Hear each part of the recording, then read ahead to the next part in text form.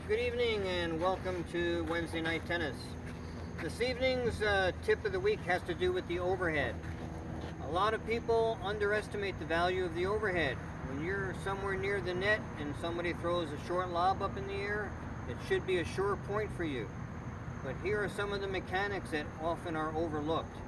First, when you're at the net and somebody throws a lob up in the air, the first thing you're to do is turn sideways and get your racket back.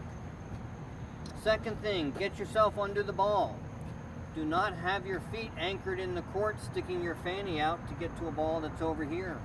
Move your feet forward, back, left, or right to get under the ball.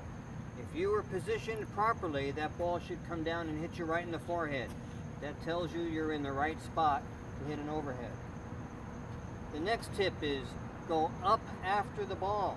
This is called an overhead because you want to be reaching up over your head to hit it. One of the most common mistakes on the overhead is letting the ball drop down to the forehead, and now it's no longer an overhead. It's a bend the elbow and slap at the ball. So you want to get good extension of your arm just as you would on a forehand ground stroke or a backhand.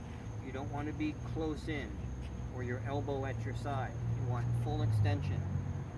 And I saved the most important tip for last, eye contact.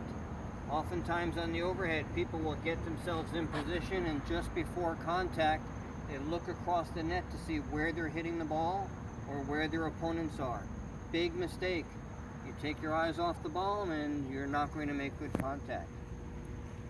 This overhead motion is very similar to what other stroke in tennis? Serve, right. Therefore, to accelerate the racket head and add a little snap to your overhead, you do want your wrist to pronate. Your wrist should be breaking just as it would if you were throwing a baseball or a football. You want that wrist to break, but it shouldn't be exaggerated like a lion tamer with a whip. You don't want to really exaggerate that whipping motion, but it's natural for your wrist to break as you swing. It's also what changes the angle of the racket head from open to closed. Try to avoid overheads from the backcourt. The further back you go and the more overheads you hit, the more tennis balls are going to go into the net. The overhead is most effective up close to the net, least effective from the baseline, and it gradually gets better or worse as you move forward or back. Okay? Any questions on the overhead? The overhead should be a sure point for you when you're playing doubles. Okay.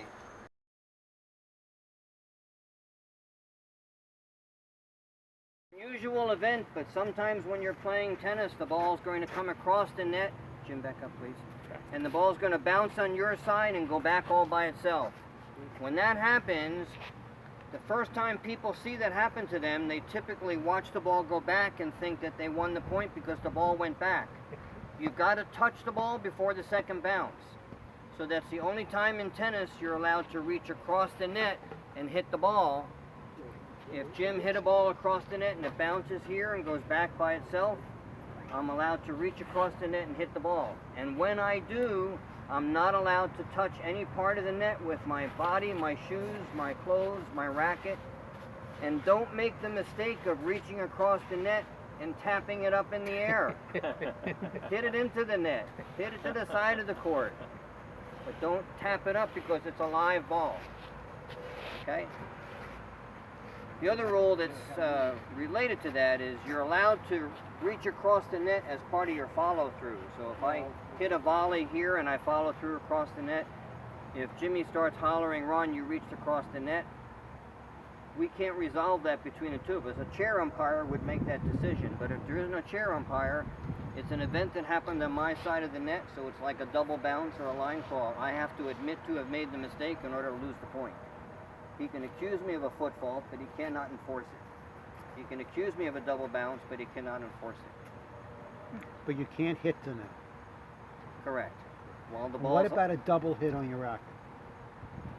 The rule on the double hit is if you have one continuous motion and the ball runs up your racket, it is now a legal shot.